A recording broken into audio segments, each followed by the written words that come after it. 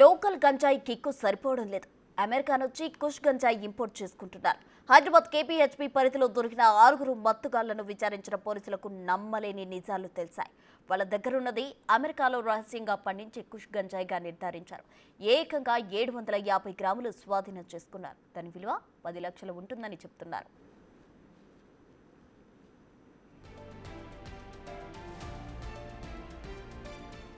అసలు America to Hyderabad కుష్ గంజాయి ఎలా వచ్చింది? ఆ నెట్వర్క్ను పోలీసులు కనిపెట్టారా? కూకట్పల్లి ఏసీపీ శ్రీనివాసరావు ఏమంటున్నారో మా ప్రతినిధి విజయ్ అందిస్తారు. Assistant commissioner of police Kukatpally Srinivasa Rao ఉన్నారు. ఆయన అడిగి తెలుసుకుందాం పూర్తి వివరాలు. సార్ నమస్తే. నమస్తే అండి. సార్ ఎక్కడి నుంచి వస్తుంది సార్? ఇది బయట దేశాలకు సంబంధించినటువంటి గంజాయి వస్తూ ఉంది, ఇది రెండోసారి అని కూడా తెలుస్తూ ఉంది. అసలు ఎట్లా సరఫరా చేస్తూ ఉన్నారు సార్ ఇది ఈ విక్రయదారులు? మనకి ఇన్వెస్టిగేషన్లో తెలిసింది ఏమనగా ఇది అమెరికా నుంచి అక్కడ చీప్ అని తెలిసింది. అమెరికా నుంచి ఎగుమతి అవుతుంది బాంబే వరకు, బాంబే నుంచి వివిధ ప్రదేశాలకు సరఫరా చేస్తున్నారని తెలిసింది. గుట్టు చప్పుడు కాకుండా మనకు 13th నాడు నైటు ఎస్ఓటీ వాళ్ళు, మేడ్చల్ ఎస్ఓటీ వాళ్ళు రైడ్ చేసి వాళ్ళు హిందూ ఫార్చునర్ 9th ఫేజ్ కేపీహెచ్బిలో అక్కడ తిరుగుతుంటే తచ్చాడుతుంటే పోలీసులను చూసి పారిపోతుండగా వాళ్ళు పట్టుకున్నారు.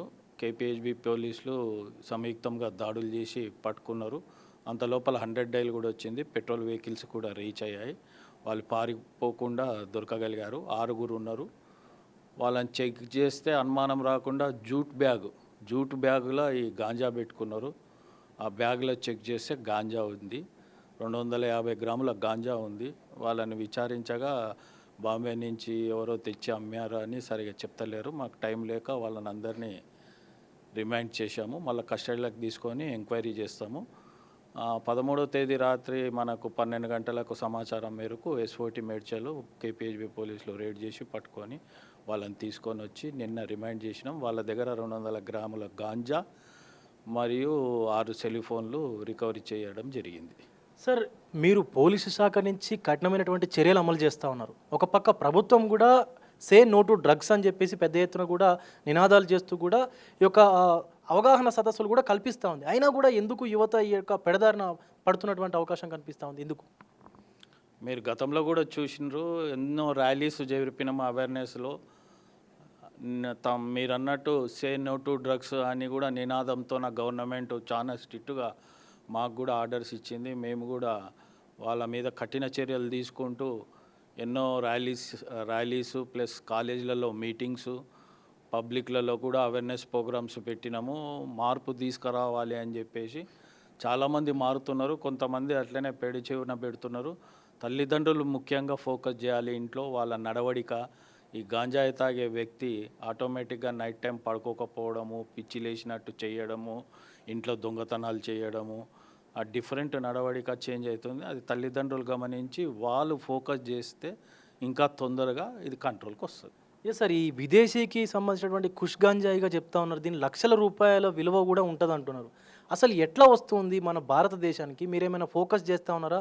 ఆ వచ్చేటువంటి దారులు ఏమైనా మీరు కనుక్కునేటువంటి ప్రయత్నం చేస్తున్నారా? తప్పకుండా అండి. మన స్పెషల్ ఏజెన్సీస్ ఉన్నాయి.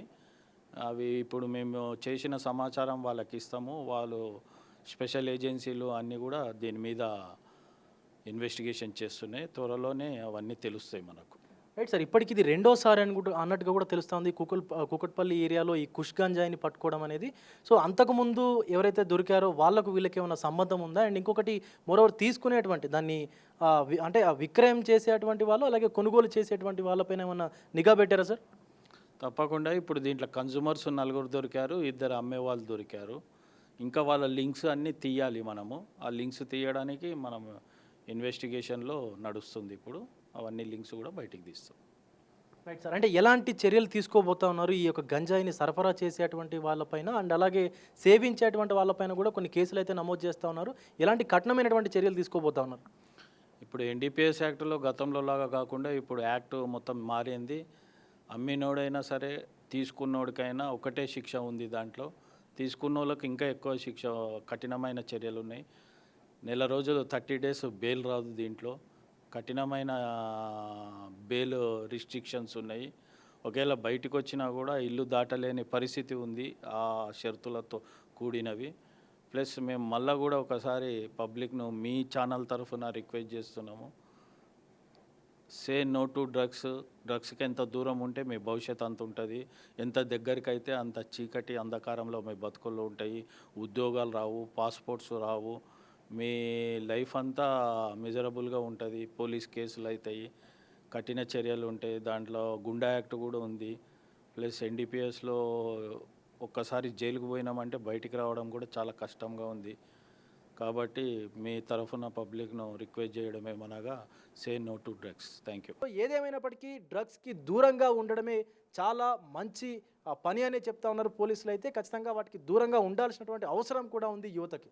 కెమెరామెన్ హరితో విజయ్, బిగ్ టీవీ, కూకట్పల్లి నుంచి.